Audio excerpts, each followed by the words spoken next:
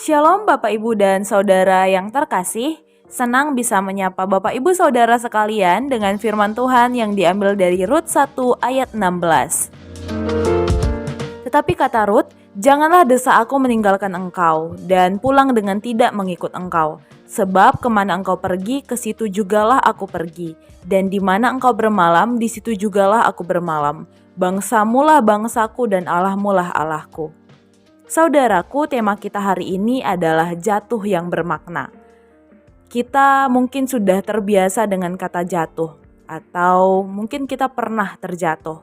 Apalagi saat bayi kita sering sekali jatuh karena belajar jalan.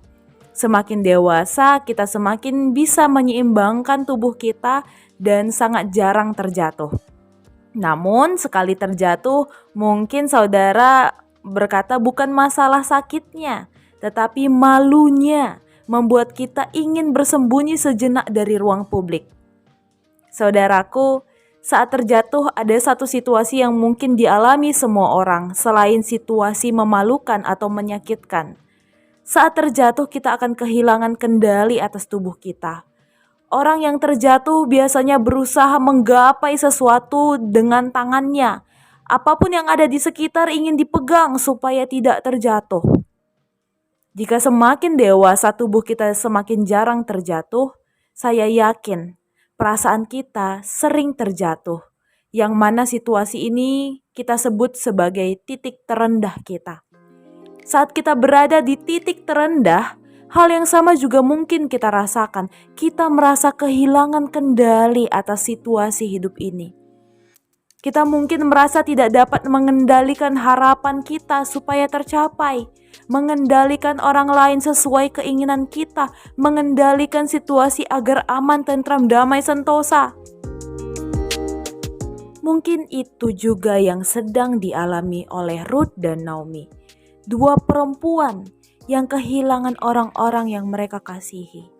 Kehilangan yang dialami Rut dan Naomi bukanlah kehilangan biasa. Semua laki-laki dalam keluarga Naomi meninggal dunia. Kehidupan perempuan pada masa itu akan semakin sulit jika dalam sebuah keluarga tidak ada laki-laki. Ini adalah masa-masa yang sangat sulit. Jadi mungkin wajar saja Naomi merelakan menantu yang ia kasihi yaitu Rut untuk pulang ke Moab dan mencari laki-laki lain. Tetapi Rut, sang menantu, memilih untuk tetap ada bersama dengan Naomi. Padahal di saat mereka berdua sedang berada di titik terendah, tapi Rut tetap setia bersama dengan Naomi. Meski Naomi mendesak Rut untuk tetap pulang ke Moab, Rut tetap memaksa Naomi menerima dirinya untuk bisa bersama-sama dengan Naomi pulang ke Bethlehem. Dan hal yang menarik adalah ketika Rut yang adalah orang Moab berkata, "Bangsamulah bangsaku dan Allahmulah Allahku." Rut menerima Allah sebagai Allahnya di saat Rut mengalami penderitaan bersama dengan Naomi. Bahkan pada ayat 20 Naomi berkata bahwa Allah telah melakukan banyak hal pahit kepadanya. Tetapi Rut mau bersama-sama dengan Naomi dan memilih Allah yang memberi kepahitan itu. Saudaraku, setiap kita mungkin pernah mengalami kepahitan dalam hidup. Bahkan ada yang berkata bahwa kepahitan sangat mungkin tercipta ketika kita bersama-sama dengan orang terdekat kita, yaitu keluarga kita. Tak jarang juga orang mengalami kepahitan kepada Tuhan itu sendiri, karena merasa Tuhan merenggut semuanya dari hidup ini.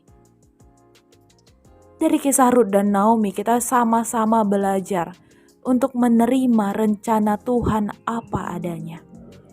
Tuhan punya rencana dalam jatuhnya seseorang. Dalam sakit yang kita alami, Tuhan punya rencana. Seperti kepahitan yang dialami Naomi dan Rut, bukan hanya berujung indah ketika Rut melahirkan Obed. Tetapi kisah ini terus berlanjut sampai Obed melahirkan Isai, Isai melahirkan Daud, dan dari Daud muncullah keturunan-keturunan yang pada akhirnya melahirkan Yesus. Dalam kitab Matius diceritakan kembali. Sadarkah kita bahwa pahit hidup yang dialami Naomi berdampak besar bagi kehidupan keluarganya, bagi bangsanya, bahkan bagi sejarah peradaban manusia dari masa ke masa. Terkadang penderitaan yang kita alami saat ini adalah bagian dari rencana Tuhan untuk satu masa yang mungkin kita tidak tahu kapan itu terjadi. Jadi, jangan langsung menyerah dalam jatuh yang kita alami. Temukan hal-hal menarik dari kejatuhan itu sendiri. Hal-hal yang dapat kita pegang dan kita bawa sebagai cerita di masa depan kelak. Amin. Tuhan memberkati kita sekalian.